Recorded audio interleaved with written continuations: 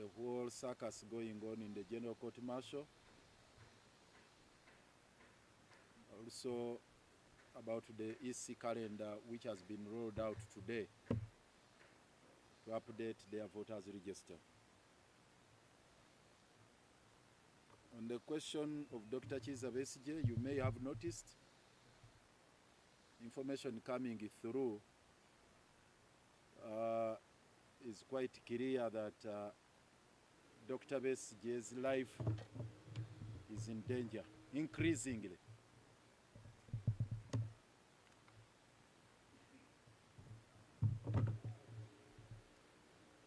The nation should be worried. We are extremely worried that Dr. Besigye's life is in danger. It's abundantly clear that the mission to finish him off is underway, just like we alerted you a couple of weeks ago that Mr. Museveni's agenda is to send Dr. Besigye to the Gilton,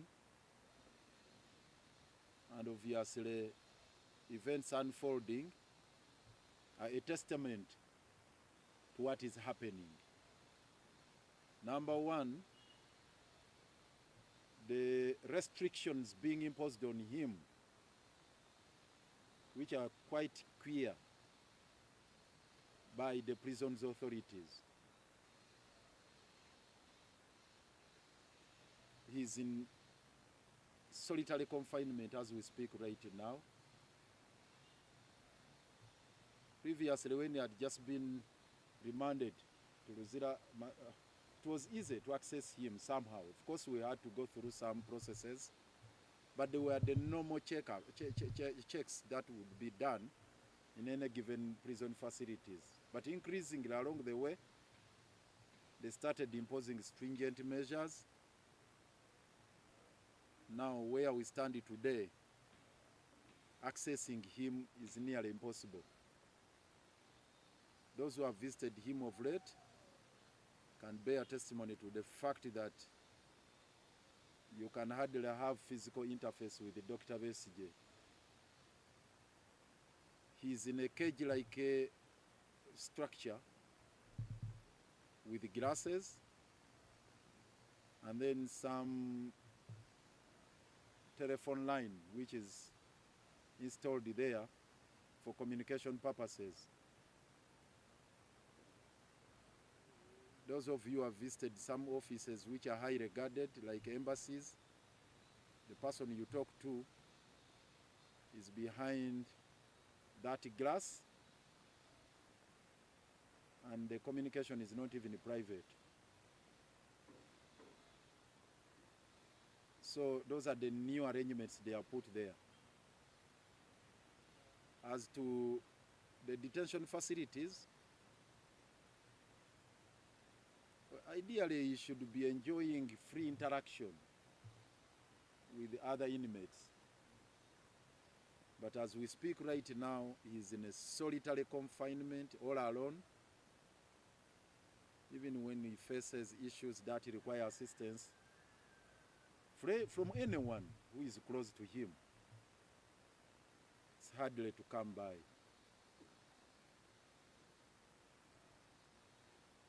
Accessing other inmates is now prohibited. And in addition to that, you know, when you are on remand, in the law, there are pre-trial rights. There's what we call pre-trial processes, pre-trial rights. You are not a condemned person. You are not a convict. There are rights you continue to enjoy even when you're on remand. One of those key, fundamental rights is the freedom of worship. If you noticed, by the way, those who have been to Luzira and many other prison, facilities,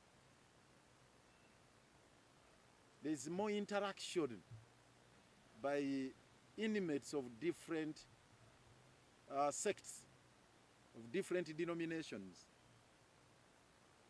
They interact quite often. But for Dr. Kizza Besigye, not even on a Sunday that is allowed to attend the church. All the inmates are allowed to do so. On Fridays, they go for prayers, Muslims.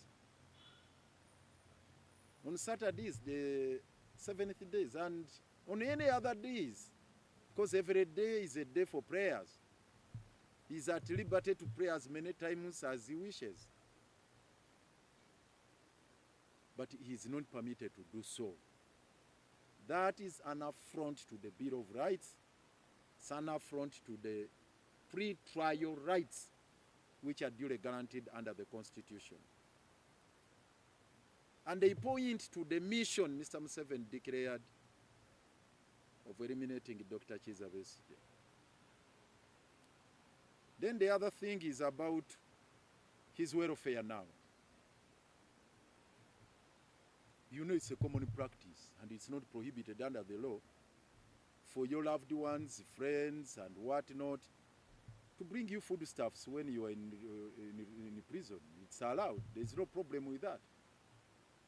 Actually, prisoners are allowed to cook for themselves. But with the Dr. Besigye, yes, initially he enjoyed that right, but now increasingly it is fizzling out. It all started towards the festive season when some outrageous pronouncement was made that from the 16th of December up to the 18th of January, no visitors would be allowed to go to Luzira. It sounded like it was a rule of general application, but it was specifically targeting Dr. Besigye. Even when we visited him on the 23rd of December, it was a nightmare accessing him. And even handing over the items we had gone with, we had taken to him. So now, a couple of days ago, the rules changed. They imposed the new rules that for one to bring foodstuffs, they must cross-check that they don't fall in the category of those items they have within their in-house canteens. And you know what that means? That whatever is available there in their canteen can only be bought from there. Very irrational, unreasonable, outrageous, and of course illegal. You can't compel somebody to purchase items from your own canteens. What is their agenda? What is their intention in imposing that unconscionable and abhorrible condition? It points again to Museveni's mission.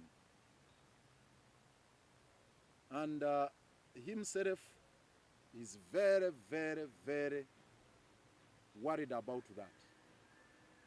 He has made an unequivocal decision never to procure items from their canteens. So if the situation remains like, that, then there's going to be a stalemate. That you do not allow foodstuffs from the loved ones from out as long as they are in the canteen. Say, for example, millet flour, they claim they have it, rice and a couple of other items. Yet, millet flour is his staple food. I'm sorry to go into his private life, but this is quite obvious. And they knew it very well, that actually his main staple food is millet flour. Now they are saying you have to procure that one from their canteen, including milk, rice, and all those kinds of items. This is dangerous. So those are all ominous signs which, again, fit within the mission that we have explained to you. Now the bombshell was unleashed by his erratic son, Museveni's erratic son, who is the CDF. He let the cat, literally, he let the cat out of the bag and said, the agenda of the regime is to take Besigye through a perfunctory trial at the General Court Martial, which is a sham trial. But the ultimate decision or goal is to execute him on Heroes Day, that is 9th June this year. And that they have already identified a tree in Gulu, which they are going to use as a pillar for firing squad. Why specifically Gulu? Heavens knows. Probably they also know why Gulu.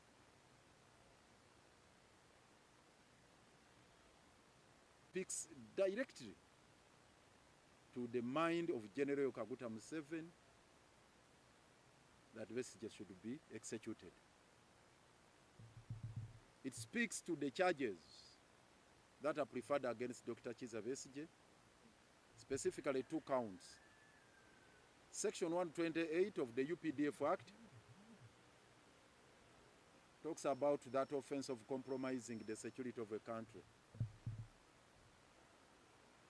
Maximum sentence, you are liable to suffer death. Recently, they amended the charge sheet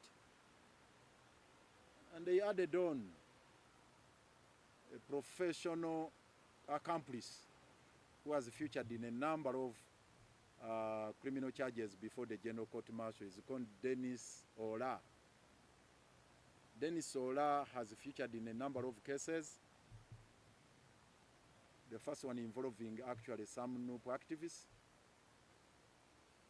And it is reported that over the last 2 years he's been on remand over the same, under the names of Dennis Ola Omoya something. Now they just picked him from wherever he had been kept and put him in the same dock as Dr. Besigye and charged him with those offenses. They added on that count of treachery. Treachery sounds like something simple, but it is in terms of the penalty, its gravity is in the cluster of terrorism and treason. Actually, it's another form, it's another term for treason because it carries a maximum sentence of death. The other 3 counts, of course, life imprisonment, that being in possession of firearms. But these 2 counts carry maximum sentence of death. So it's not without a reason that they did all that. That they are doing all those kinds of maneuvers. Amend the charge sheet, add on to somebody, amend the charge sheet, bring on a new count which carries a maximum sentence of death. Please stop people from bringing foodstuffs from within the prison facilities. Also restrict his movements. Don't allow him to interact with. So it's not without a reason. And obviously we have told you the agenda is to finish him off. In the latest tweet, General Rugaba proudly said that the events unfolding have actually made them change their mind to bring forward the date of execution from 9th of June to somewhere, I think in May or April somewhere. Surprisingly, nobody has called him to order.